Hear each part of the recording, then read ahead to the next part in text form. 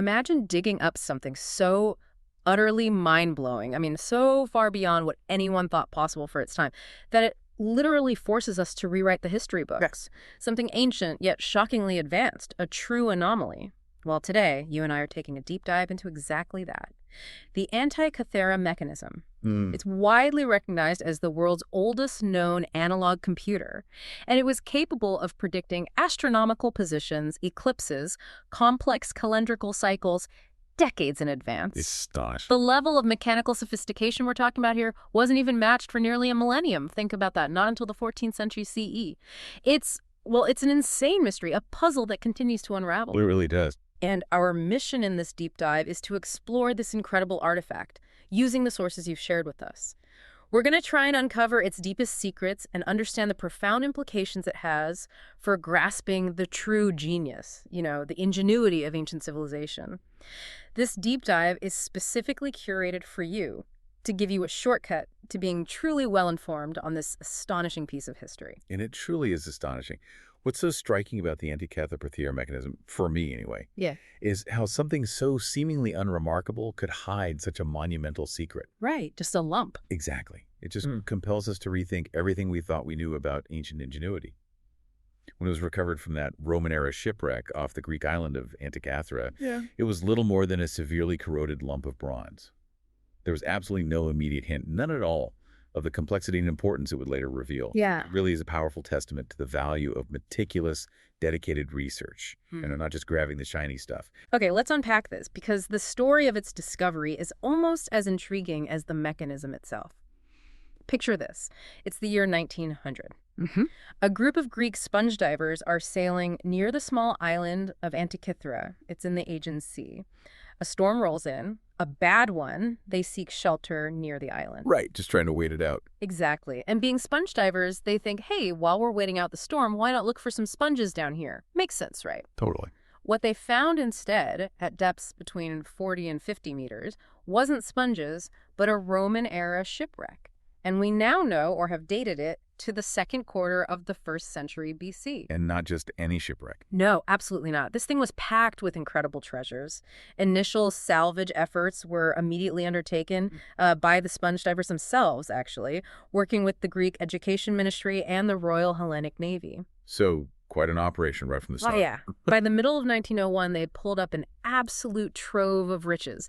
Stunning bronze statues like the Philosopher and the Youth of Antikythera. Those are famous pieces. Exactly. 36 magnificent marble sculptures, a bronze lyre, various elegant pieces of glasswork. Just amazing finds. And amidst all these obvious treasures, the mechanism itself was, well, as we said, just a heavily corroded lump of bronze. Hidden in plain sight, almost. Completely obscured by millennia of, calcified incrustations. The pivotal moment came almost by chance on May 17th, 1902. An archaeologist named Valerio Stace was meticulously studying the recovered artifacts at the National Archaeological Museum in Athens. Right. That's when he noticed something truly out of place. A gear wheel embedded within the bronze, and alongside it, faint yet legible Greek inscriptions. Wow. Imagine spotting that. I know. This accidental discovery by ordinary sponge divers and the mechanism's initial appearance as something so prochronistic, so utterly out of its perceived historical time, it immediately challenged all initial interpretations of what ancient technology was capable of. It was clear, even then, this was no ordinary relic. It absolutely was. And the story of its discovery certainly didn't end with Stace's observation. I mean, the site lay largely untouched for decades after those initial salvage operations. Really? For decades. Yeah. It wasn't until the renowned French naval officer and explorer Jacques Cousteau. Ah, Cousteau. The man himself. Famous for his pioneering undersea explorations, he made a brief visit in 1953. He was so intrigued that he returned with a full team in 1976 at the invitation of the Greek government and under the direction of archaeologist Lazaros Kolonis. Cousteau's team recovered nearly 300 more artifacts, including hull planks, ceramic jars, bronze and silver coins, and even more sculptural fragments. It just showed how rich this wreck truly was. So much stuff down there. But even then, the mechanism's full complexity was, well, it was yet to be revealed. Modern expeditions have continued to explore the site, with further dives undertaken in 2014 and 2015, and a new 5-year program of investigations actually commenced in May 2020. Still going on. Still going. The ongoing hope is, of course, to discover even more fragments of the mechanism or other related artifacts. This entire saga truly highlights a crucial pattern in archaeology: the importance of preserving all recovered artifacts, even the seemingly unremarkable ones. Like that corroded lump. Exactly. Hmm. And the indispensable role of dedicated, patient, scholarly investigation. I mean, imagine if that corroded lump had just been discarded.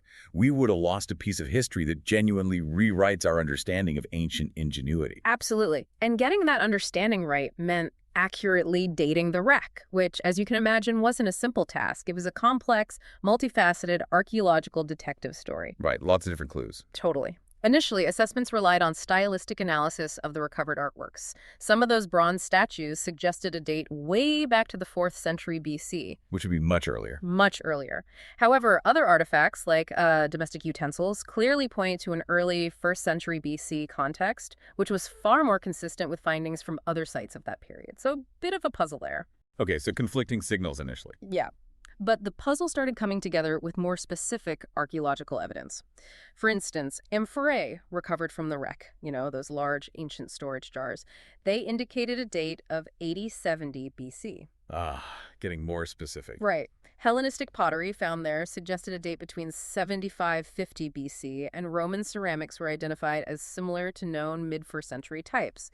But a really significant piece of the puzzle arrived with the discovery of coins during Jacques Cousteau's 1970s expeditions. Coins are usually pretty good for dating. They were key here. These coins were minted between 76 and 67 BC. This effectively eliminated earlier speculation that the ship was carrying loot from the Roman general Sulla's sack of Athens in 86 BC. Okay, so that theory was out. Gone. Further corroboration came in 1964 when carbon dating of a sample of elm hull planking taken directly from the ship itself yielded a calibrated calendar date of 220 BC, 143 years. Right, giving a broad time frame for the wood. Exactly. Then Derek de Solla Price, a pioneering British science historian who did foundational work on the mechanism. A crucial figure in this story. Absolutely. He published his interpretation in 1974, which also supported an early 1st century BC sinking date. He concluded that the device was likely constructed around 87 BC and then lost only a few years later. So the evidence from various disciplines, pottery, coins, carbon dating, Price's analysis consistently points to the ship sinking right around the mid-1st century BC. And that progression, from initial visual assessment of artifacts to the precise analysis of numismatic evidence, then carbon dating, and even, as Price did, the archaeoastronomical interpretation of the mechanism itself. It beautifully illustrates how a multidisciplinary approach is fundamental. It's how you truly understand complex historical contexts. Yeah, you need all the pieces. Exactly. By combining diverse scientific and archaeological methods, we get a far more robust and accurate picture of an artifact's origins and the broader historical period. The ship itself has been identified as a large Roman freighter, a holcus, with an estimated capacity of about 300 tons. That's a big ship for the time. A very big ship. Its hull was robust, constructed from elm planks connected with oak pegs and tenons, and its exterior surface below the waterline were sheathed with thin sheets of lead, a common protection against marine organisms back then. Smart. And the cargo, as we mentioned, was a rich assortment of luxury items, statuary, fine glassware, those coins suggesting the ship was on a course from the Aegean Sea to destinations further west, likely including Epirus and Italy. A high-value cargo. Definitely. And an intriguing and frankly quite poignant detail from the site is the recovery of human skeletal remains. Oh, wow. Yeah, including those of a young male, a female, and a teenager. These offer a rare and very personal glimpse into the lives of the ship's occupants, making the site not just about ancient technology, but about the human element, the tragedy behind it.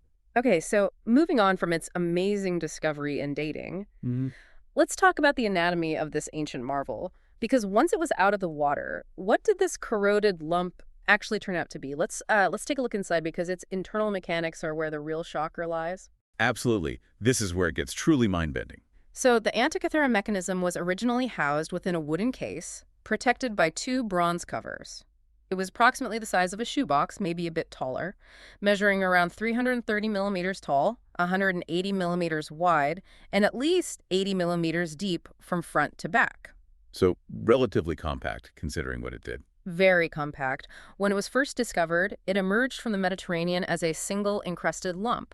But over time, due to handling and conservation efforts, it fractured into 3 major pieces and then further fragmented into at least 82 separate pieces. Oh, wow, that many. Yeah, 82.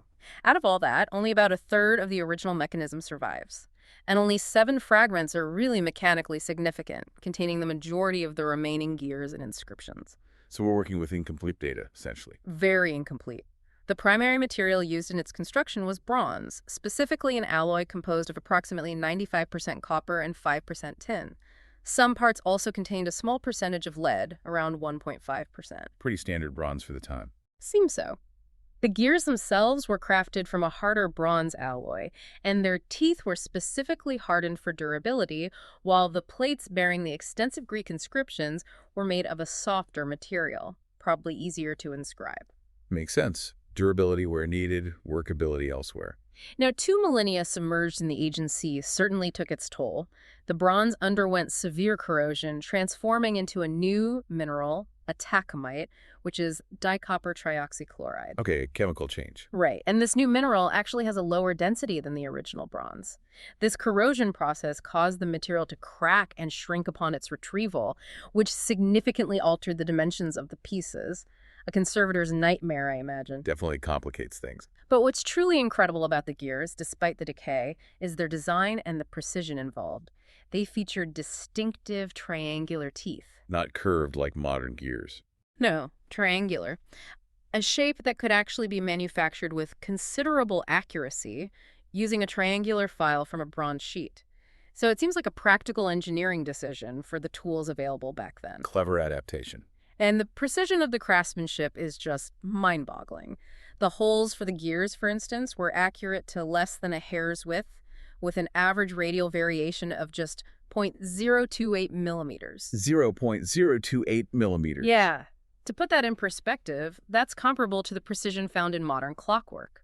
Imagine achieving that with ancient tools, handcrafting each component. It's almost unbelievable. While the construction was undeniably within the technological capabilities of the Greeks at the time, there was some slight looseness or slop, and imperfect regularity in the handmade teeth, which is expected. Sure, handmade always has some variation, but still. Astounding.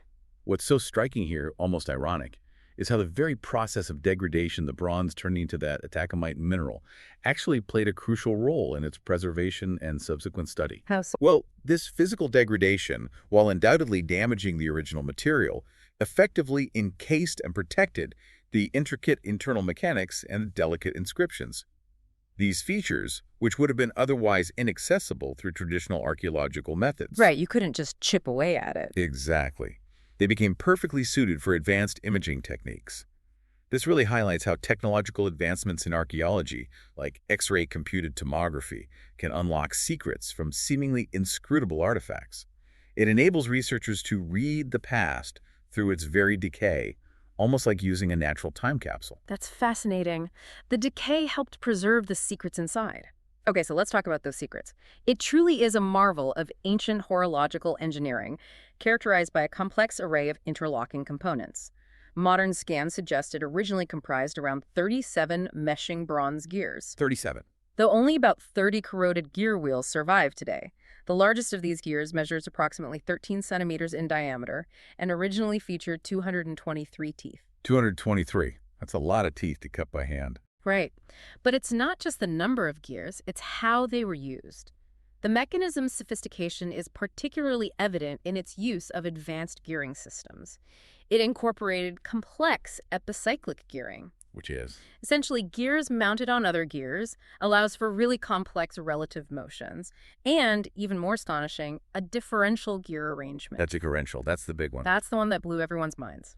The differential gear, in particular, was employed to determine the angle between the ecliptic positions of the sun and moon, which was absolutely crucial for accurately displaying lunar phases. And that tech wasn't seen again for over 1,600 years. It's like finding a microchip in a medieval castle. This wasn't just clever, it was a stunning glimpse into a technological future we thought impossible for the ancients. Absolutely paradigm shifting. Furthermore, a unique pin and slot mechanism was integrated into the gear train to accurately mimic the moon's slightly wobbly irregular path, what astronomers call the first anomaly. So it even accounted for the moon's orbital weirdness. Apparently so.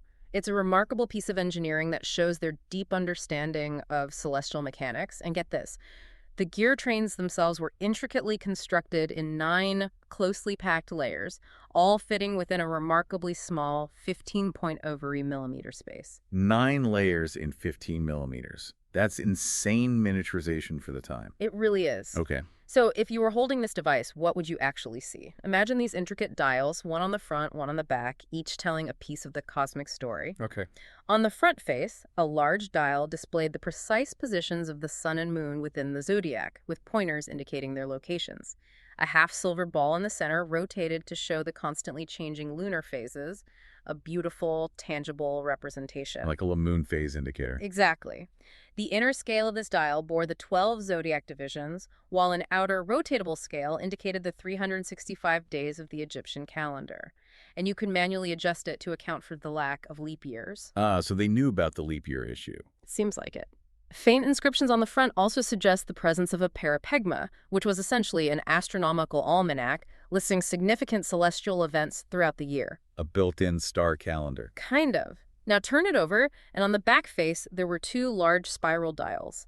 The upper dial was a 5-turn spiral that precisely tracked 235 lunations within the 19-year Metonic cycle. The Metonic cycle. Crucial for calendars. Absolutely. Fundamental for regulating calendars and predicting new and full moons. And within this Metonic spiral were subsidiary dials. One was a 4-year dial that indicated the timing of various pan-Hellenic athletic festivals, the ancient Olympic Games, the Pythian, Armenian, and Isthmian Games, and possibly local games like the Na and Heliea. Wait, it tracked the Olympics too. Apparently. And there's also evidence pointing to a 76-year Callipic cycle dial designed to enhance the accuracy of the Metonic-based lunar calendar even further. Layer upon layer of complexity. And the lower dial on the back was a 4-turn spiral with inscribed symbols, or glyphs, indicating months when solar or lunar eclipses were likely to occur based on the 18.2-year Saros eclipse cycle. This was their ancient eclipse predictor. Incredible. And as if all that mechanical genius wasn't enough, the mechanism's bronze case and faces were covered with extensive Greek inscriptions, effectively serving as a meticulous user manual for this complex device. A user manual, that's amazing. Isn't it? These deciphered inscriptions clearly reveal the device's astronomical and calendrical purpose, detailing month names, zodiac signs, the characteristics of eclipses. Crucially, inscriptions also imply that the mechanism originally included a display for the 5 classical planetary positions. So the planets were likely there too. Seems very probable. Approximately 3,500 characters of this text have been deciphered, representing about 95% of the extant inscriptions. It's like finding the owner's manual for a spaceship from ancient Greece. It really is. And this raises an important question. This isn't just a theoretical model, is it? It's a tangible working representation of incredibly complex celestial mechanics. Right, it's a machine that does something. Exactly. The very existence of such a precise mechanical device demonstrates a profound integration of abstract mathematical and astronomical theories with highly sophisticated practical engineering skills. This fundamentally challenges earlier historical perspectives that often portrayed ancient Greeks as strong in abstract thought, great philosophers, great mathematicians. But maybe not so great with the hands-on stuff. Kind of, yeah, that was often the view. But this mechanism blows that apart, and the detailed user manual inscriptions further bridge this perceived gap, illustrating how complex scientific knowledge was made accessible and usable for very practical applications. It truly forces us to reconsider the entire scope of their engineering capabilities and how theory could become such remarkable reality. Okay, so given all these incredible features, the gears, the dials, the inscriptions, what was its ultimate purpose? You mentioned it's like a working model of the cosmos. Precisely. The Antikythera Mechanism functioned as a sophisticated working model of the cosmos, or an orrery, enabling the visualization and precise prediction of complex celestial phenomena. Its primary purpose was definitely to provide highly accurate astronomical and calendrical information. So on its front dial, as we discussed, it precisely tracked the positions of the sun and moon through the zodiac, and that little half-silvered ball showed the phases of the moon. Right, a direct visual representation of a complex calculation. The drivetrain for the lunar position was particularly sophisticated, incorporating both that epicyclic gearing and the unique pin and slot mechanism. The bit that accounted for the moon's wobble. Exactly. This intricate design allowed the device to mimic the subtle variations in the moon's motion, that first anomaly, which arises from its elliptical orbit around the Earth. This specific lunar motion was a subject of intense study by the great astronomer Hipparchus in the 2nd century BC. Ah, Hipparchus again. Which strongly suggests his theoretical contributions may have directly informed the mechanism's design, or at least were known and used by the builders. Makes sense. And beyond the sun and moon, you mentioned evidence suggests it also tracked the planets. Yes, evidence from the mechanism's inscriptions and modern digital reconstructions strongly suggests that it was also designed to predict the motion of the 5 classical planets visible to the naked eye: Mercury, Venus, Mars, Jupiter, and Saturn. All 5 of them. These planetary positions were likely displayed on the front face, and the mechanism was ingenious enough to account for complex phenomena such as planetary retrograde motion. That weird backward loop planets seem to do sometimes? That's the one, that apparent backward dance in the sky. It achieved this cosmic ballet through the clever use of its epicyclic gearing and variable speeds built into the gear trains. Just incredible. And a truly crucial function of the Antikythera mechanism was its ability to predict eclipses. This was achieved through that 4-turn spiral dial located on the lower back face, which was precisely calibrated to the 223 lunar month Saros cycle. The Saros cycle, right. The key to eclipse prediction. Exactly. Eclipse predictions were indicated by specific glyphs inscribed within the month cells of this dial. These glyphs contain coded letters and numbers that describe the type of eclipse: solar, denoted by H for Helios, or lunar, denoted by Ipsilon Lean, and its approximate time. So it even told you roughly when during the day? Yes, an anchor-like symbol within the glyphs even represented a te, aura, or hour, indicating the time of day the eclipse would occur.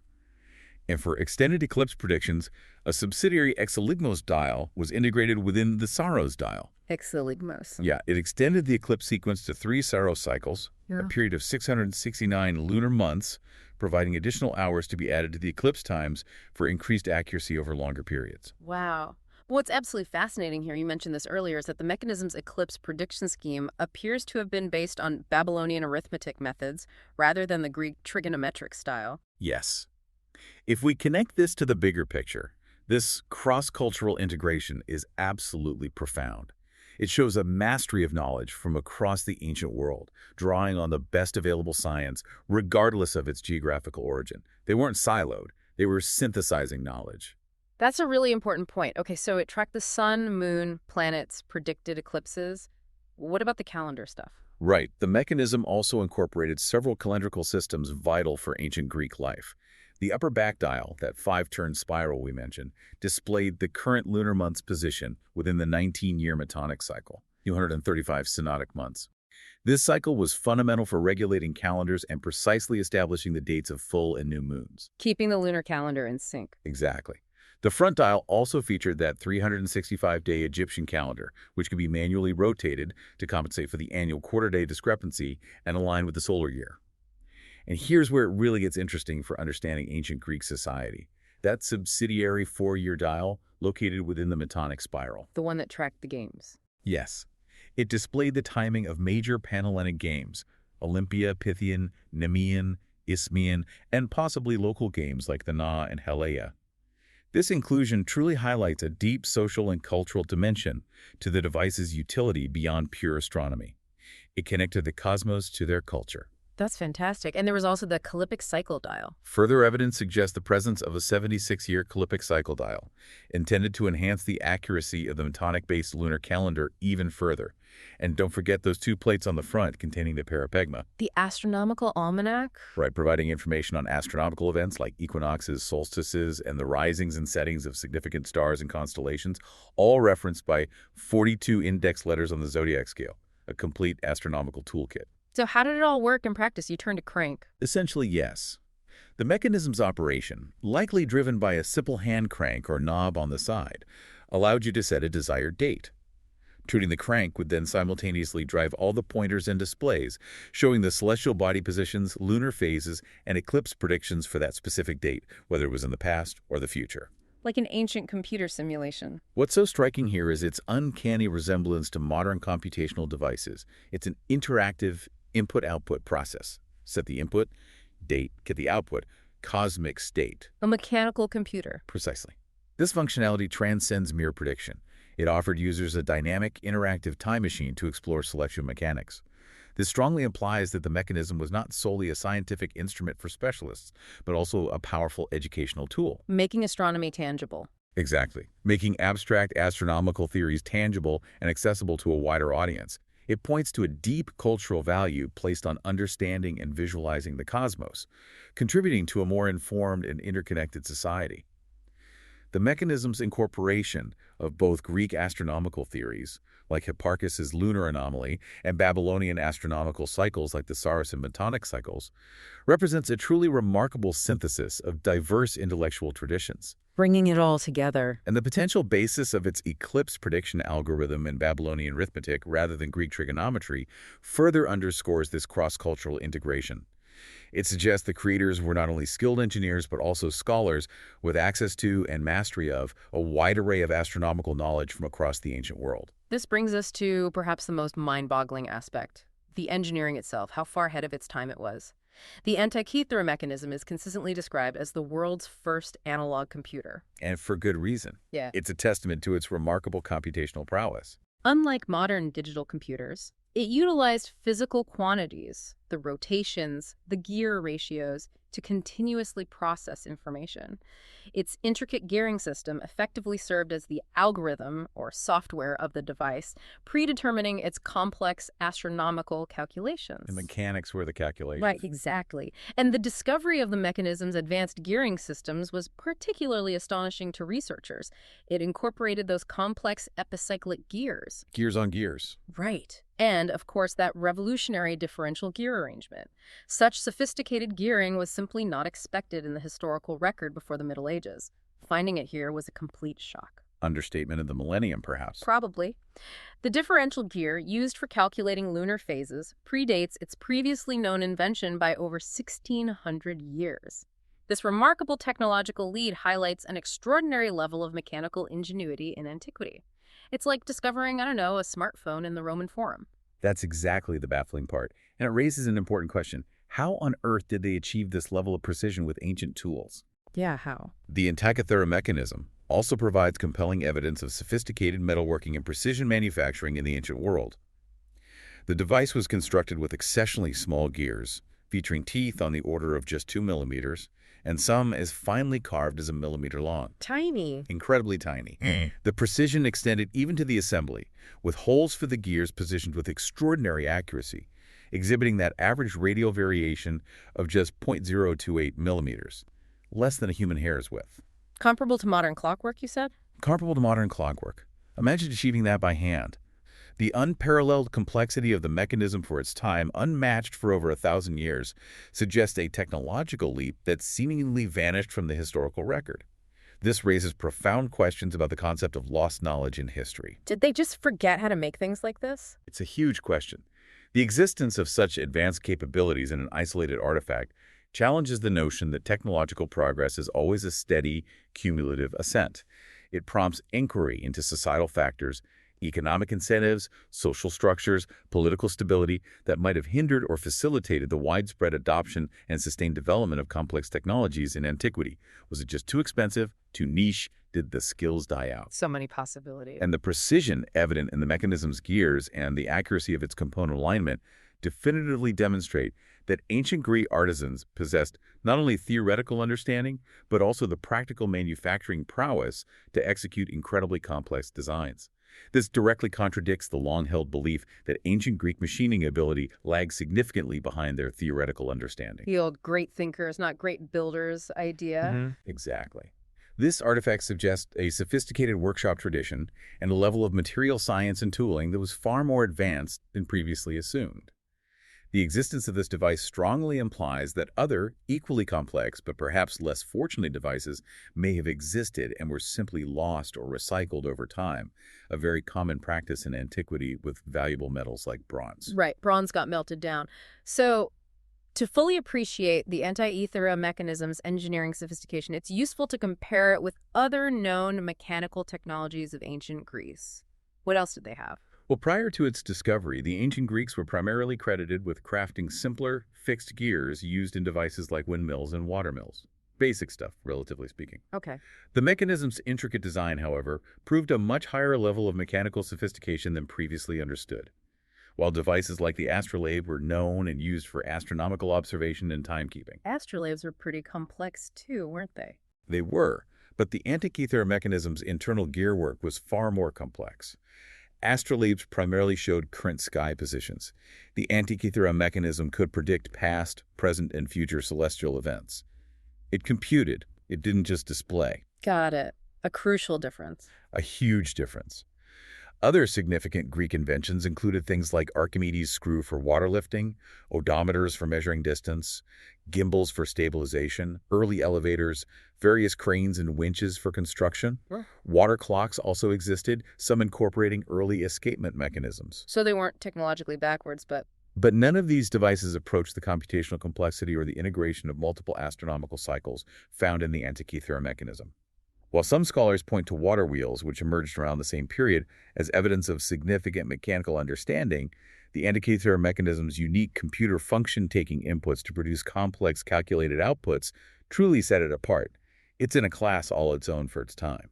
so we've got this artifact that's mechanically astounding, computationally advanced. What does its existence do to our understanding of ancient Greek science and thought? How does it rewrite history? Well, what's fascinating here is how this single artifact has profoundly reshaped our entire understanding of ancient history and technology.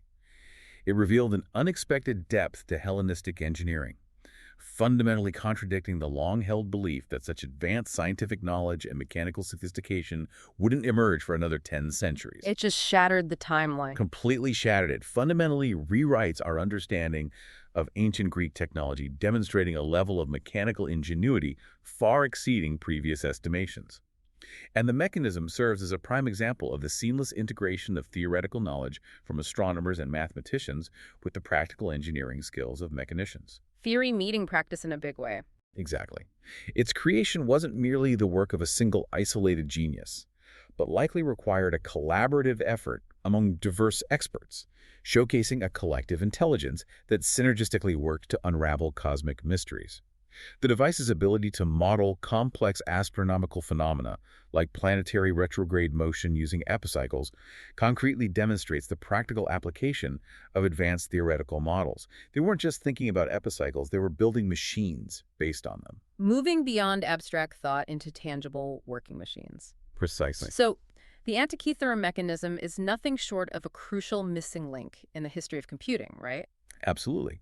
Before its discovery, the trajectory of complex mechanical computation was largely believed to have begun much later, maybe with medieval cathedral clocks, or even the conceptual designs of figures like Charles Babbage in the 19th century. Way later. Miles later. The mechanism's existence pushes back the timeline of sophisticated analog computing by over a millennium. This necessitates a significant revision of the narrative surrounding the origins of mechanical computing. It suggests the potential for other undiscovered precursors. We only found this one by accident, after all. Exactly. It implies a more continuous, albeit fragmented, tradition of mechanical astronomical displays in antiquity than previously acknowledged.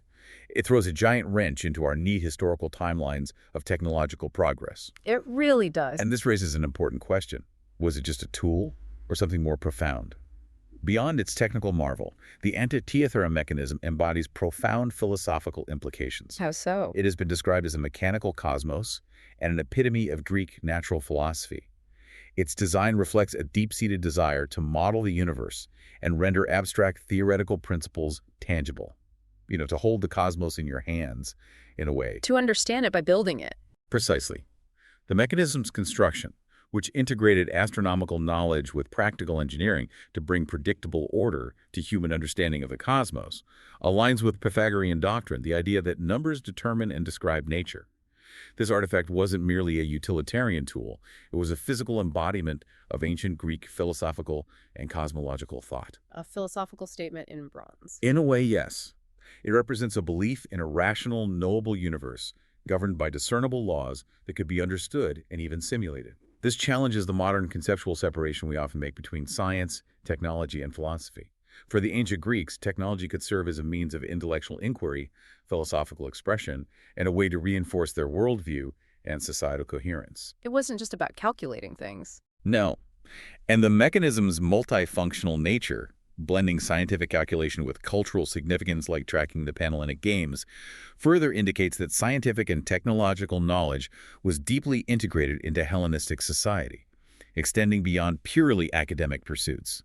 It signifies humanity's early pursuit of cosmic order and social coordination through computational means. Okay, so we have this incredible device, philosophically rich, technologically way ahead of its time, but who actually built it and where?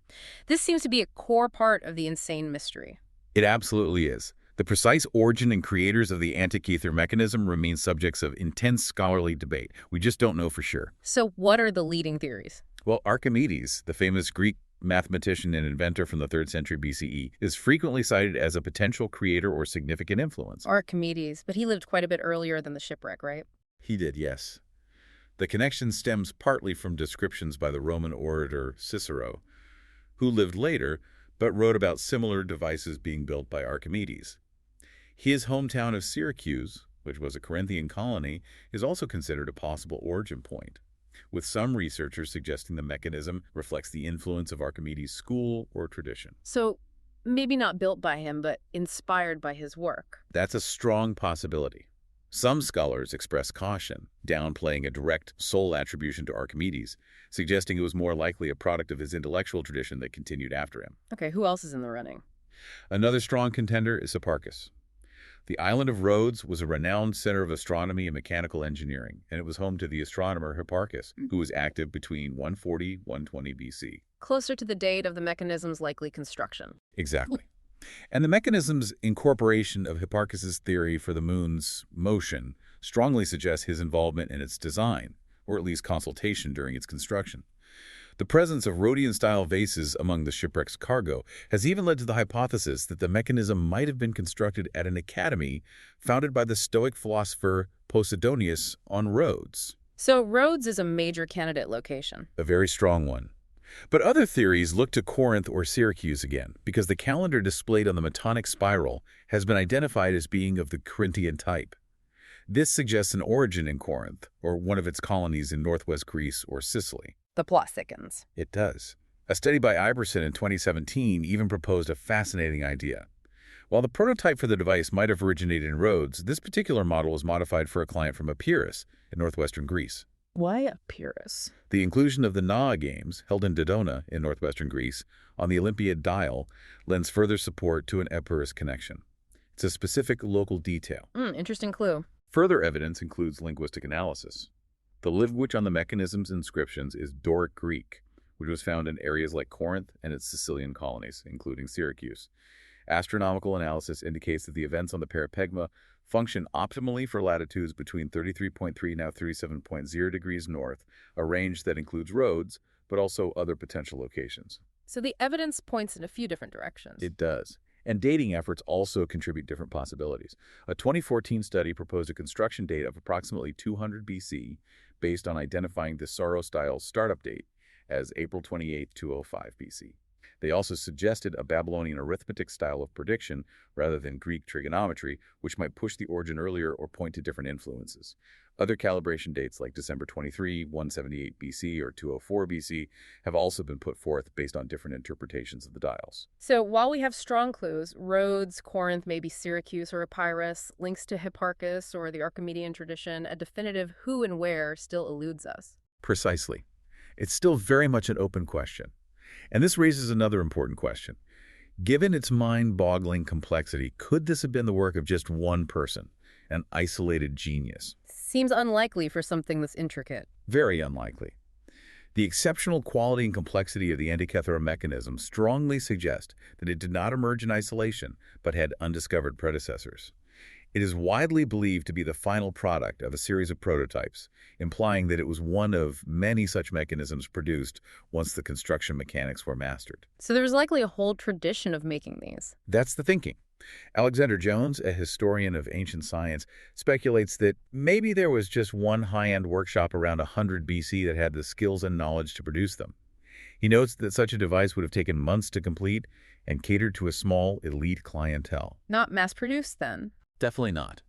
The widespread existence of similar mechanical astronomical displays is inferred from references in Greco-Roman literature, particularly in those descriptions left by Cicero in the 1st century BCE.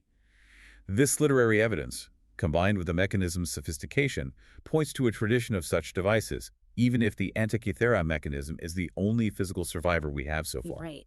The word survived even if the machines didn't. Exactly. The mechanism's nature as a prized possession, likely commissioned by a wealthy individual or intended as a gift for an elite recipient, provides a significant context for its existence. Its rarity and the extensive time and cost involved in its construction suggest a high-end, limited production model. So you needed serious money or influence to get one. Absolutely. This implies that patronage played a crucial role in fostering and sustaining advanced scientific and mechanical innovation in the ancient world. The lack of widespread adoption or survival of similar devices might be linked to this limited high-cost production model, rather than a fundamental lack of capability or interest within the broader society. And as we mentioned, when such devices ceased to function, their valuable bronze components were likely recycled. Back into swords or statues? Or coins or anything else. Yeah. That common economic practice further explains their scarcity in the archaeological record. Okay, so we have this incredibly complex device, probably from a specialized workshop, but the exact origin is murky. How did we get from Valeria Stace spotting a gear in 1902 to the detailed understanding we have today? That must be quite a story of research itself. Oh, it absolutely is. The understanding of the Antikythera mechanism has evolved significantly over more than a century of dedicated research, a real testament to scientific perseverance and technological advancement. It started with Stace noticing that gear. Right, the initial breakthrough in 1902. Decades later, the German philologist Albert Rehm made a crucial early contribution by proposing that the device was an astronomical calculator. But the most significant progress truly began in the mid-20th century with that British science historian, Derek J. de Solla Price. Price again. He seems central. He really is. Becoming interested in 1951, Price, in collaboration with Greek nuclear physicist Charalampos Karakalos, conducted pioneering X-ray and gamma-ray imaging of the 82 fragments back in 1971. Using X-rays back then, that must have been cutting edge. It was. They published their groundbreaking findings in 1974. Price's work was instrumental in identifying the differential gear and that pin and slot mechanism responsible for modeling the lunar anomaly. He really cracked open the case, revealing the hidden complexity. Okay, so Price laid a lot of the groundwork. What happened next? Well, the early 21st century brought even further technological leaps. In 2005, a team from Cardiff University, led by Mike Edmonds and Tony Freeth, utilized advanced computer X-ray tomography, CT scanning, basically, and high-resolution surface scanning. Like a medical CT scan, but for an artifact. Exactly. This non-destructive technology allowed them to peer inside the corroded fragments and read faint, previously illegible inscriptions with incredible clarity. It revealed the presence of those 37 meshing bronze gears and provided unprecedented detail for deciphering the hidden text. So they could finally read the user manual properly. Much more of it, yes. The CT system they employed, a powerful prototype called Blade Runner, was specifically designed with 8 tons of components to penetrate the dense, corroded fragment A, the largest piece. Subsequent reanalysis and reconstruction of the original X-ray data, correcting for identified missing projections, further enhanced the clarity and legibility of both the images and the text. It was a true game-changer in understanding the device. Wow. Blade Runner, huh? Sounds intense. It was a serious piece of kit. And what's fascinating here is how science continues to find new ways to read the past, even through decay and corrosion. The quest to understand the Antikythera mechanism has inspired numerous reconstruction efforts, both physical and digital. People have tried to build working models. Oh, yes. Michael T. Wright, a former curator of mechanical engineering at the Science Museum in London, played a pivotal role. He built several working models over the years, including one that incorporated planetary movements based on his interpretations. Trying to make it work again. Exactly. More recently, in March 2021, Tony Freeth and his team at University College London published a new proposed reconstruction of the entire mechanism, identifying shared gears among planetary trains, using rational approximations and building on all the previous data. So the models keep getting more refined. Continuously. Various other models exist too, ranging from a Lego Technic version, believe it or not. So Lego, seriously? Seriously. To a replica by the luxury watch company Hublot. These help visualize its complexity. And the advent of virtual reality technologies has enabled the creation of virtual museums. What are those like? They allow users to interact with digitally reconstructed fragments, manipulate them, zoom in, and even view their internal volumes via an X-ray viewer functionality, all without risking damage to the fragile original artifact. That's incredible, like having it on your computer. Pretty much. And in 2022, a Western Australian engineer named Dr. Nick Andronis completed a scale replica with extraordinary technical accuracy, meticulously attempting to replicate the tools and techniques available to the ancient Greeks. Trying to figure out how they made it. Exactly. This century-long process of understanding the mechanism, from initial recognition to modern high-resolution CT scanning and digital reconstruction, serves as a powerful illustration of the scientific method in action.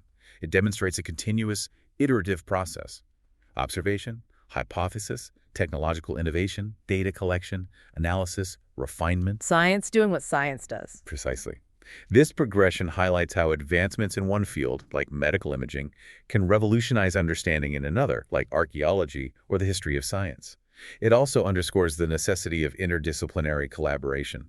Physicists, mathematicians, historians, archaeologists, all working together to solve complex historical puzzles. Takes a village, or at least multiple university departments. Definitely. The fragility of ancient artifacts like this necessitates innovative, non-invasive research methods. The development of high-resolution imaging and digital modeling isn't solely about comprehending the mechanism's function, but also about preserving its invaluable information content for future generations. This approach addresses a critical modern challenge in archaeology, balancing the imperative of scientific investigation with the paramount need for conservation. Digital technologies offer a solution by enabling the creation of accessible, manipulable replicas that protect the original artifact from further decay or damage. That's great. And the new discoveries are still coming from ongoing research, right? They are. In 2016, further deciphering of inscriptions revealed numbers connected with the synodic cycles of Venus and Saturn, suggesting the mechanism was even more accurate or comprehensive than initially thought. The Antikythera Mechanism research project remains incredibly active, continually providing definitive data on the device's three-dimensional structure and surface inscriptions. And new calibration dates keep popping up? Yes. New calibration dates for the mechanism have also been proposed based on aligning astronomical events shown on the dials, including December 23, 178 BC, or 204 BC.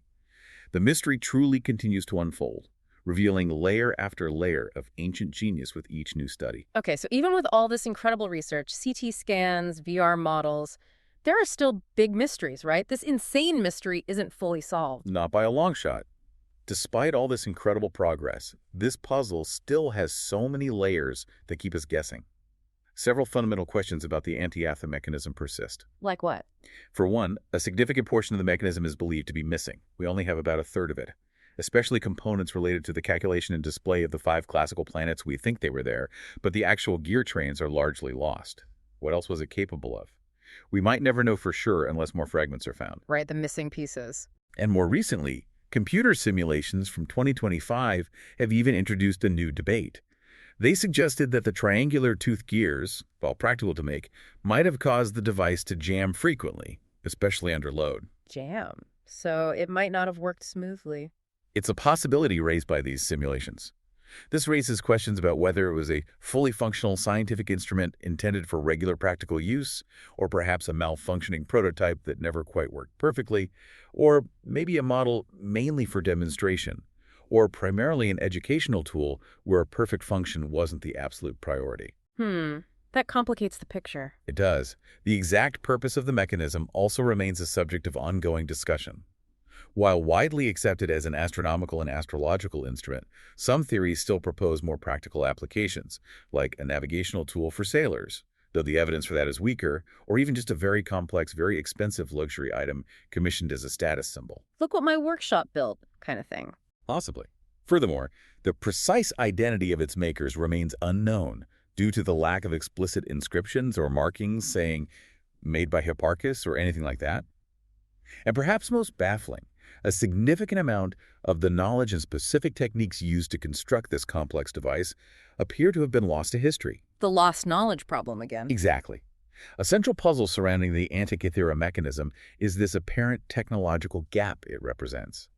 No other geared mechanism of comparable complexity is known from the ancient world until the advent of medieval cathedral clocks a staggering gap of over a millennium. Over 1,000 years. Nothing like it. Nothing that we've found, certainly. This anomaly prompts crucial questions about why such advanced technology seemingly vanished. While some older theories attributed the lack of ancient advanced technology to factors like slavery inhibiting innovation, this has been largely refuted by scholars. So what's a more likely reason? A more plausible explanation, as we touched on, suggests that when such intricate devices ceased to function, their valuable metal components were simply recycled. Bronze was valuable. Melt it down, make something else. This common economic practice would easily explain their scarcity in the archaeological record. Makes sense economically, but tragic for history. Absolutely. And the ongoing reevaluation of the mechanism's functionality, particularly these recent simulations suggesting potential jamming, demonstrates that archaeological interpretations are not static. They are continually refined by new technologies, analytical methods, and theoretical frameworks. The Antikythera Mechanism serves as a powerful reminder that even with advanced tools, interpretations can shift and artifacts can continue to yield new, sometimes contradictory information. This reinforces the iterative nature of scientific inquiry and the importance of critical reassessment in historical studies. So the story isn't finished. What's next? Where does the research go from here? Well, the study of the Antikythera Mechanism is far from complete, with numerous avenues for future research. Archaeological expeditions continue to explore the shipwreck site. Those new 5-year sessions of investigations began in May 2020, building on earlier dives, all with the persistent hope of discovering more fragments of the mechanism or related artifacts. Finding more pieces would be huge. Game-changing. Scientific efforts are also advancing rapidly. Ongoing studies aim to fully reconstruct the mechanism's function, design, and cultural context, incorporating all the latest data. Future research may incorporate AI-assisted modeling to help infer missing components and simulate the device's full operational range, effectively trying to bring it back to life virtually based on what we know. Using AI to fill in the gaps. Potentially to test hypotheses about how the missing parts might have worked. And the human skeletal remains found in the wreck offer another exciting prospect. Advanced DNA extraction techniques could potentially determine the genetic ancestry of the long-deceased sailors, providing further clues about the ship's origin and crew. Wow, learning about the people on board. It adds another dimension.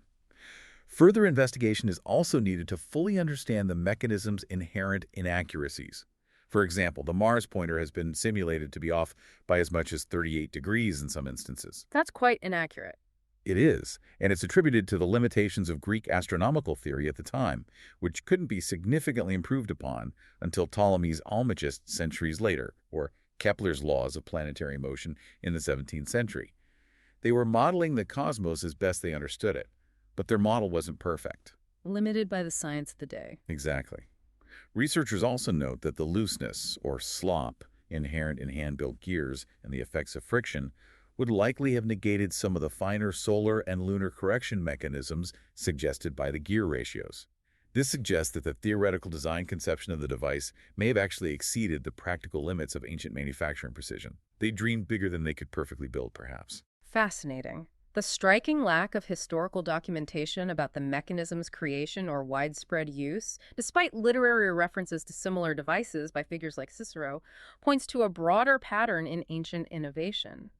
This technological gap suggests that much ancient innovation might have been ephemeral, built, used for a time, then lost to recycling, or simply not recorded in surviving texts. So what does this all mean for us, for you listening?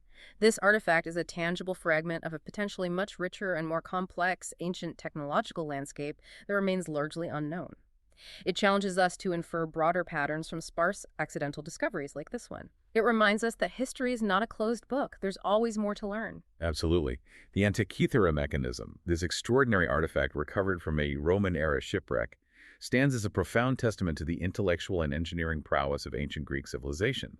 Its intricate bronze gears, its sophisticated calendrical and astronomical functions, and its frankly unprecedented computational capabilities have fundamentally rewritten the history of science and technology. No question about it. This device, capable of predicting celestial movements, lunar phases, and eclipses with remarkable accuracy for its time, was a millennium ahead of its peers.